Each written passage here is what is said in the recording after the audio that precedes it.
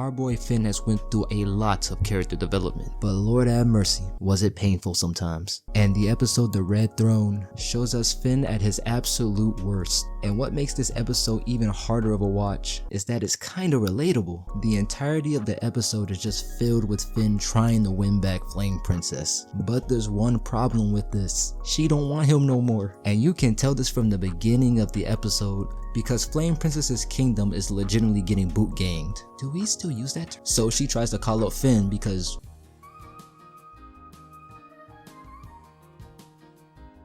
and one of the first things she tells him is that it's strictly business. Look, we all know when a girl you was talking to and it was going well starts talking to you like you her coworker or something, it is so much over than you would even believe. When she start talking corporate, she start talking like there's assets involved, best believe you getting cut. She is about to start downsizing. And what makes this scene even worse is what comes after. Finn all up in Cinnamon Bun ear like, man, do I still have a chance? And Cinnamon Bun looked this man straight in his eyes and swiftly said no. But Finn was in La La Land, so he was hearing none of that. So when they depart, Finn's still acting like they still together. But Cinnamon Bun's finally locked in and he's now vigilant. So he peeps Finn trying to get his girl back and he puts a stop to these plans immediately. And this is such a W on Cinnamon Bun's part, I can't even lie. Like Finn, she's clearly uncomfortable and she already told you what the deal was, man. Listen Finn, we all have to lose a baddie sometime in our life, which is basically what this episode is all about.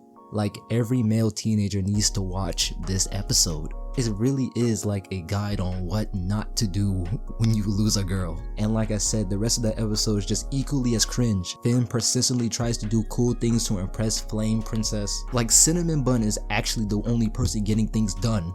This is bad. That's like if Krillin started one-shotting all the villains in Dragon Ball, but you have Trunks over here BSing around. You are in a precarious position, my boy. And this episode really ended with Cinnamon Bun saving the day, which I'm cool with. He deserved this W.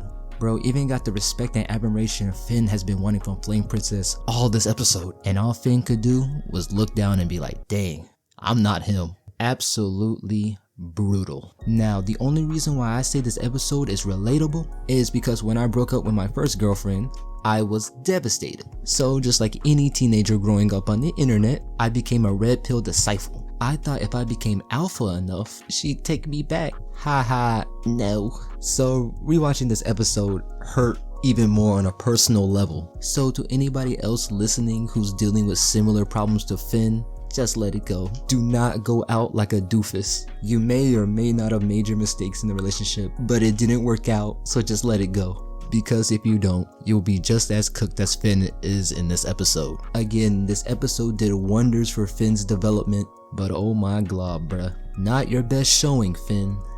Not your best showing.